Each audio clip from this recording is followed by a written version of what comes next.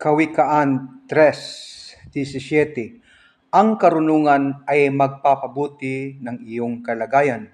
Mapalad ang taong may karunungan dahil magbibigay ito ng mabuti at mahabang buhay. Sa pamamagitan ng karunungan, nilikha ng Panginoon ang lupa at ang langit, at bumukas ang mga bukal at mula sa mga ulap ay bumuhos ang ulan. Anak, ingatan mo ang iyong karunungan at kaalaman sa pagpapasya ng tama. Huwag mong hayaang mawala ito sa iyo, sapagkat ito ang magbibigay sa iyo ng mahaba at magandang buhay.